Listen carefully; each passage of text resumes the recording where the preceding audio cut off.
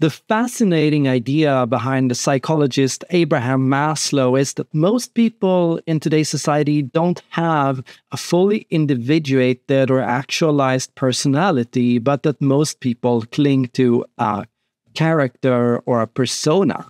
And in today's video, I want to talk about Abraham Maslow's ideas of how we move towards actualization. Okay, so to understand Maslow, you have to understand what he talks about as core needs. And Maslow argues that most people are first of all, foremost oriented by physical needs like the need for rest, food, and other physical acts, right? The other part is the need for safety, need for security, the need to feel protected, and of course, the need for love and belonging, the need to fit in. And this particular need is especially important when understanding the development of personality, because we can study a person's temperament already as a baby, and we can see how they respond to meet their physical needs. What does a baby do when it's hungry or tired? And how does it act when it's happy and healthy, right? Here we can talk about the general inclination of a baby.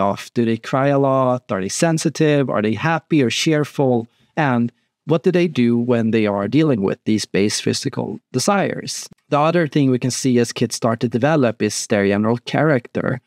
As kids get older, they become better at tempering themselves, at managing their needs and wants and desires, to learn how to ask politely for something, how to resist impulses like the impulse to yell at somebody or to cry or to get upset with somebody. The ability to show calm and patience, all those things come out more and more as kids get older.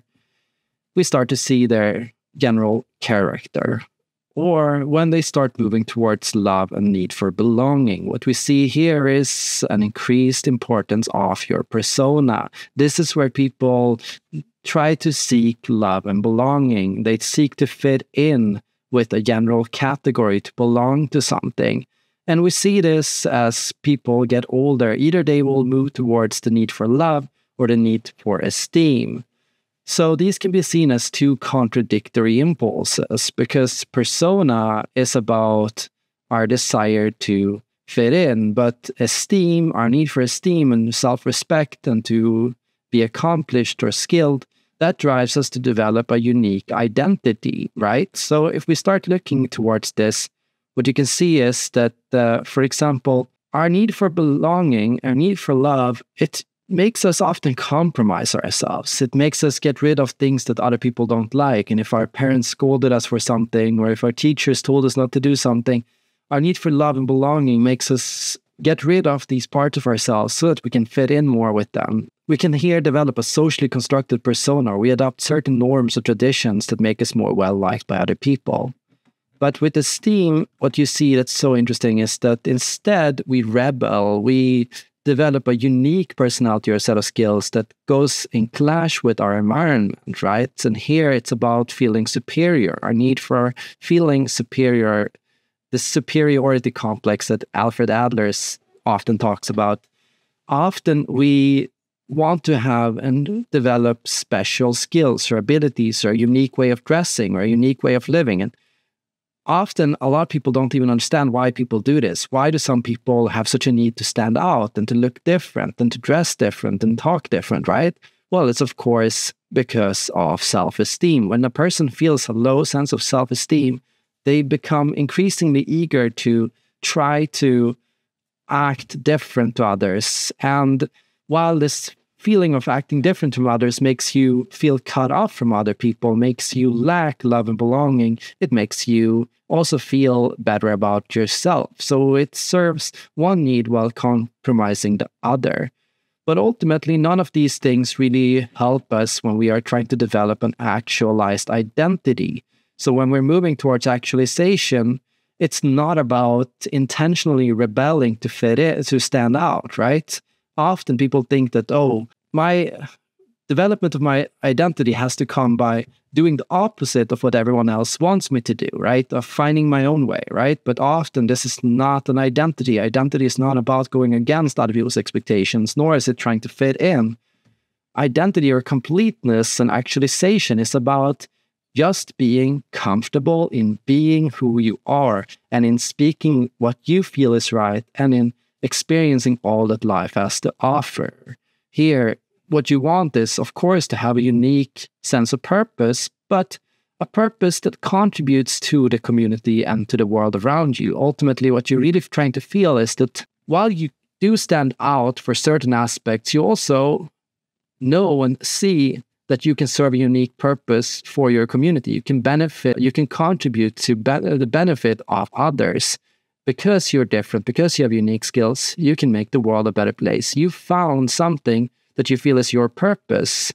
And purpose is a more all-encompassing sense of self. Instead of trying to seek an identity or a personality type that fits with who you are, what you should really be looking for is purpose. What is your purpose? What is it you can do that nobody else can? What is it you can contribute with that nobody else can contribute with? Finding that thing is essential. And even more essential, according to Maslow, was the desire towards transcendence. Here, it has to do with learning to feel at one with the world, learning to recognize the value that other people can bring to your life, learning to connect with other people.